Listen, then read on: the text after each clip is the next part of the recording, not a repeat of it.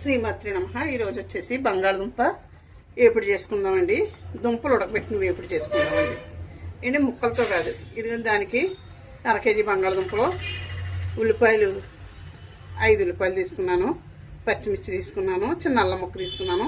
పోపు కూడా చూపిస్తానండి. ఇవి కట్ చేసుకుని మనం వాటర్లో వేసుకుందామండి. ఇలా 2 ముక్కల కింద కట్ చేసుకుంటే తొందరగా ఉడుకుతాయి అనేసి వాటర్లో వేస్తున్నాను. చూడండి, ఇలా ముక్కలు కట్ చేసుకున్నాను, వాటర్లో వేసుకున్నాను. ఇవి ఉడుకుతాయి. మూత పెట్టుకుందామండి.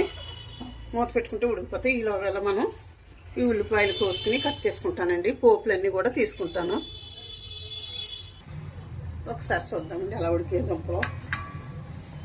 కాలుతుంది, ఉడుకుతుందండి. ఇంకా ఉడకాలా, కొంచెం ఉడకాలా. నొక్కితే నొక్కడిపోవాలి కదా దుంపలు, అందుచేత ఇంకా కొద్దిగా ఉడకాలండి. మూత పెడతాను. దుంపలు చూడండి ఈ విధంగా ఉడికేయండి. ఇప్పుడు చాలా ఈజీగా వస్తుంది కదా తొక్క. ఈ తొక్కలన్నీ ఒలిసేసుకుని నొక్కేసుకుందామండి దుంపలు. ఇదిగో చూడండి, దుంపలో ఈ విధంగా ఒలుసుకున్నాను. ఇప్పుడు ఆయిల్ వేసుకుందామండి. పోపు వేసుకున్నాము. పోపు వేసుకుని అవి మెత్తగా పసుపు ఉప్పు వేసుకుని నలిపేసుకుందామండి మొత్తం. చూడండి, ఆయిల్ వేసాను. ఆయిల్ కాగుద్ది కదా. ఈలోగా మనం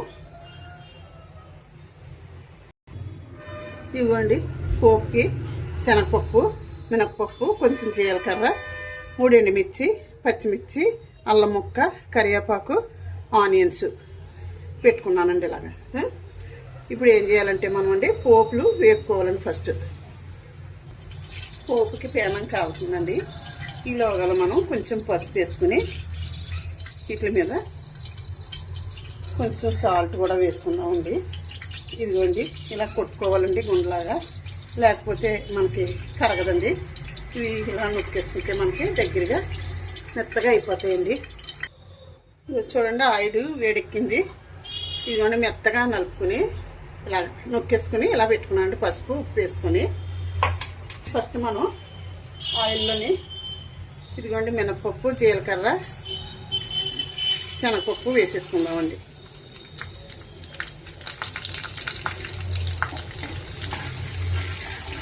ఇవి వేగుతున్నాయి కదా, కొంచెం వేగాలండి.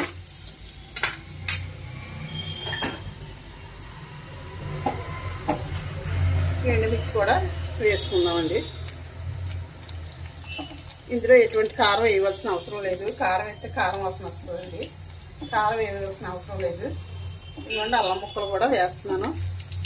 ఇవన్నీ కలిపి వేగుతాయండి. కొంచెం వేగిన తర్వాత ఆనియన్స్ వేసుకుందామండి. ఇదిగోండి దోరగా ఇలా వేగాయి కదా. ఇప్పుడు పచ్చిమిర్చి కూడా వేసుకుందాము.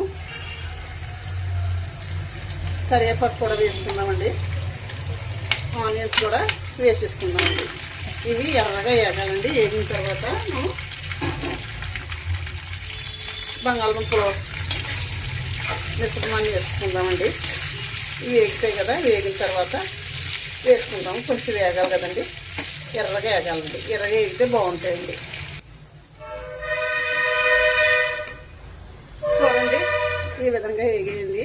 మనకి ఇలాగా ఆనియన్స్ మెత్తబడిలా వేగిన తర్వాత మనం ఈ మిశ్రమాన్ని ఇందులో వేసేసుకోవాలండి. ఉప్పు, పసుపు ఇందులో వేసుకుంటే సరిపోద్దండి. సరిపడా ఉప్పు వేసుకుంటే కలిసిపోద్దండి మనకి.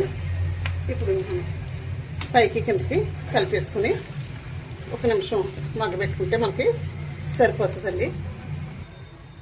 చూడండి, ఈ విధంగా వచ్చిందండి ఫ్రై.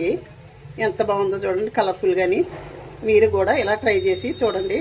చారులో కానీ, పప్పు చారులో కానీ, పప్పులో కానీ ఎందులో అయినా సరే ఇలాగా ఇది చేసుకుంటే చాలా బాగుంటుందండి. సూపర్ ఉంటుంది. ఇలా చేసి చూడండి. నచ్చితే లైక్ చేయండి, షేర్ చేయండి, సబ్స్క్రైబ్ చేయండి. ఉంటానండి. వీడియో ముగిస్తున్నాను. చూడండి ఎంత బాగా వచ్చిందో, ఎంత కలర్ఫుల్గా వచ్చిందో చూడండి. ఉంటానండి. శ్రీమాత్రి నమః. శ్రీమాత్రి నమః. శ్రీమాత్రి నమః.